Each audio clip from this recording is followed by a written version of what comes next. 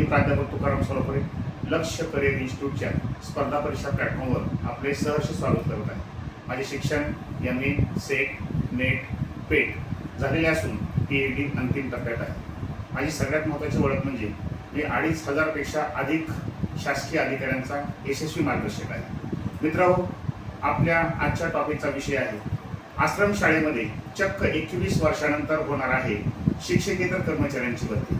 मित्रांनो, जे विद्यार्थी शासकीय नोकरीची स्वप्न बाळगत आहेत आणि ज्यांचं शिक्षण कमी आहे, उदाहरणार्थ जे 7वी पास आहेत, 10वी पास आहेत, 12वी पास आहेत, त्यांचंही शासकीय नोकरीचं स्वप्न आहे, अशा विद्यार्थ्यांना ही गोल्डन संधी प्राप्त झालेली आहे. 22 एप्रिल 2026 रोजी शासन निर्णय निर्गमित झालेला आहे. या निर्णयामध्ये त्यांनी असं सांगितलेलं आहे की आगामी काही दिवसामध्ये आश्रम शाळेतील जी शिक्षकेतर कर्मचाऱ्यांची पदे आहेत ती त्वरित भरण्यात यावी.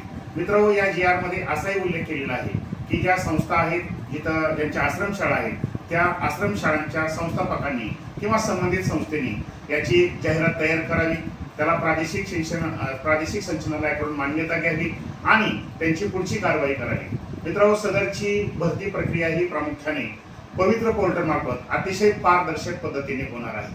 त्यामुळं आपलं शासकीय नोकरीचं कमी शिक्षणावर सुद्धा असणारं स्वप्न पूर्ण होणार आहे. सदरच्या जाहिराती काही 2-2.5 महिन्यामध्ये निघू शकतात, परंतु एक आहे, जाहिरात निघाल्यानंतर अनेक विद्यार्थी अभ्यास करत असतात. मात्र जे विद्यार्थी जाहिरात निघणार आहे असं समजून आतापासूनच अभ्यास करतात ते या परीक्षेमध्ये यशस्वी होत असतात. मित्रांनो, ही भरती पवित्र पोर्टल मार्फत होणार असल्यामुळे यामध्ये तुम्हाला 4 महत्त्वाचे घटक जे अभ्यासक्रमाचे असतात ते आतापासूनच व्यवस्थित तयारी करून ठेवा. विशेषतः आपल्याला माहिती आहे की या परीक्षेमध्ये 4 महत्त्वाच्या घटकामध्ये इंग्रजी व्याकरण हा एक महत्त्वाचा घटक असतो की ज्याच्यावर 25 प्रश्न असतात आणि 50 गुण असतात. दुसरा महत्त्वाचा घटक असतो म्हणजे मराठी व्याकरण, याच्यावर देखील 25 प्रश्न असतात आणि 50 गुण असतात. तिसरा महत्त्वाचा घटक असतो म्हणजे जनरल नॉलेज, याच्यावर देखील 25 प्रश्न आणि 50 गुण असतात. आणि चौथा महत्त्वाचा घटक असतो ते म्हणजे गणित व बुद्धिमत्ता, याच्यावरही 25 प्रश्न असतात आणि 50 गुण असतात. मग या परीक्षेच्या तयारीसाठी आतापासून जर आपण व्यवस्थितपणे अतिशय नियोजनबद्ध प्लॅनिंग केलं तर या परीक्षेत यशस्वी होऊ शकतो आणि दिवाळीपर्यंत आपलं शासकीय नोकरीचं स्वप्न पूर्ण होऊ शकतं. मित्रांनो, संधी प्रत्येकाला मिळत असतात, परंतु आलेल्या संधीचं जो सोनं करत असतो तोच यशस्वी होत असतो. आपल्याला माहिती आहे की महाराष्ट्रामध्ये दरवर्षी विद्यापीठाच्या माध्यमातून 15 लाख विद्यार्थी पदवीचं शिक्षण घेऊन बाहेर पडत आहेत. मात्र शासन सगळ्यालाच नोकरी देऊ शकत नाही. अशा वेळेस आपल्याला जे विद्यार्थी आपल्या भविष्याबद्दल जागरूक असतात, जे पालक आपल्या विद्यार्थ्यांबद्दल जागरूक असतात, त्यांना एक नव्हे तर 2-2, 3-3 नोकऱ्या लागू शकतात. हे माझ्या अकॅडमीच्या माध्यमातून मी सिद्ध केलेलं आहे. आपणालाही जर व्यवस्थितपणे भविष्यकाळात स्ट्रॉंग करायचं असेल, जॉबच पाहिजे असेल, तर आपण या जाहिरातीकडे दुर्लक्ष न करता अतिशय चांगल्या पद्धतीनं या जाहिरातीकडे बघावं. 22 एप्रिल रोजी GR निर्गमित झालेला आहे, तो अतिशय काळजीपूर्वक वाचावा. तो आपल्या लिंकवर आपण दिलेला आहे आणि पुढची तयारी करणं गरजेचं आहे. मित्रांनो, आपल्याला माहिती आहे की आपण एक नोकरीसाठी नोकरी नाही बेरोजगारी धडपडत असतो, परंतु जे विद्यार्थी चांगल्या पद्धतीनं तयारी करतात त्यांना एक नव्हे तर 4-4 जॉब लागू शकतात.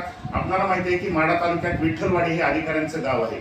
या गावातील नेताजी कदम या विद्यार्थ्याकडे 4-4, 5-5 पोस्ट आहेत. याचा अर्थ काय?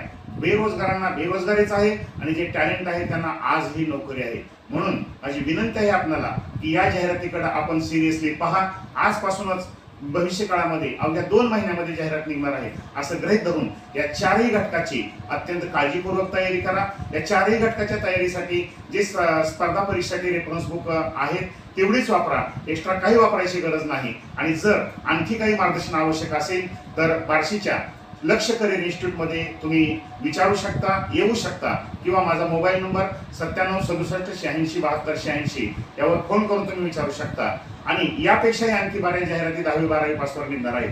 जर त्याही तुम्हाला माहिती करून घ्यायच्या असतील आणि जर त्या संदर्भात काही माहिती मागवायची असेल तर माझं YouTube चॅनल सबस्क्राईब करा. कारण का तुमचं सबस्क्राईब केल्यामुळं आम्हाला पुढचे व्हिडिओ काढण्यासाठी प्रेरणा मिळत असते. जय हिंद, जय कर्नाटक, जय महाराष्ट्र.